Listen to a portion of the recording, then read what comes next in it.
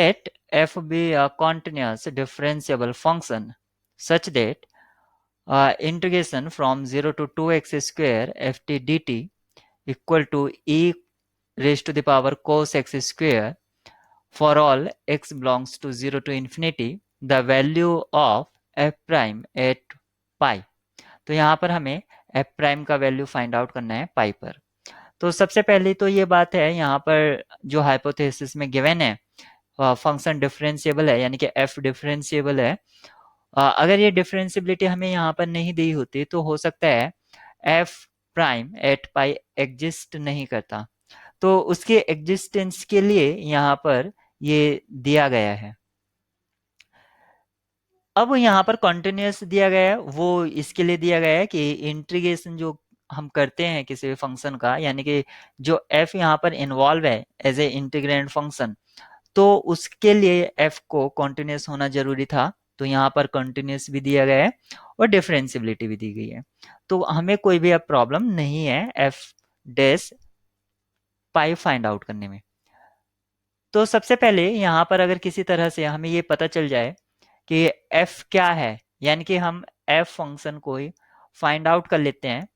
In terms of x, क्योंकि upper limit जो है जो इंटीग्रेशन यहाँ पर है उसमें वेरिएबल x यूज किया गया है, तो यहाँ से जो भी फंक्शन आएगा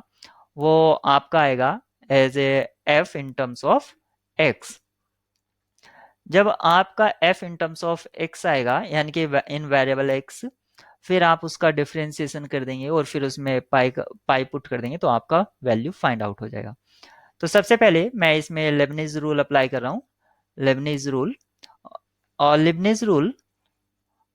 के लिए ये जरूरी हो जाता है कि मुझे इसको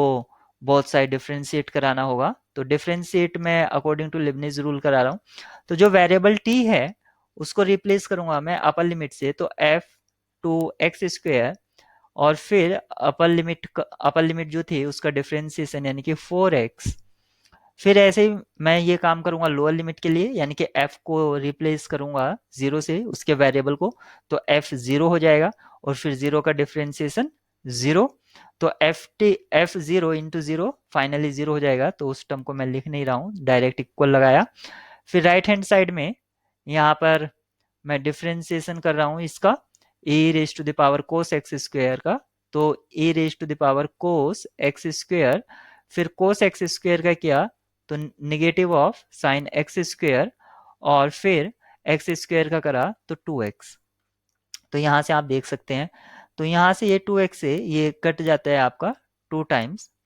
तो अब जो आपका मिलता है f to X square equal to half, यहाँ पर आप देख सकते हैं या निगेटिव ये है तो negative half e raise to the power cos X square, और ये आ जाता है आपका साइन एक्स स्क्वायर। तो आपका अभी यहाँ से f फाइंड आउट हो गया है, लेकिन मुझे f नहीं चाहिए था, मुझे तो f प्राइम एट पाई चाहिए था।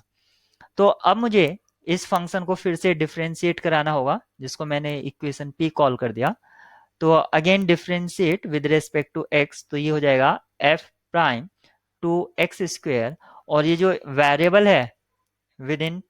ब्रैकेट 2x स्क्वायर, फिर इसका कराएंगे तो ये हो जाएगा 4x। राइट हैंड साइड में आप कराएंगे तो हाफ आउटसाइड ले लिया एज ए कांस्टेंट, और प्रोडक्ट रूल आपने अप्लाई किया, तो फर्स्ट फंक्शन ऐसे ही e कोस एक्स स्क्वायर साइन का करेंगे तो कोस एक्स स्क्वायर, और फिर एक्स स्क्वायर का करेंगे तो 2x।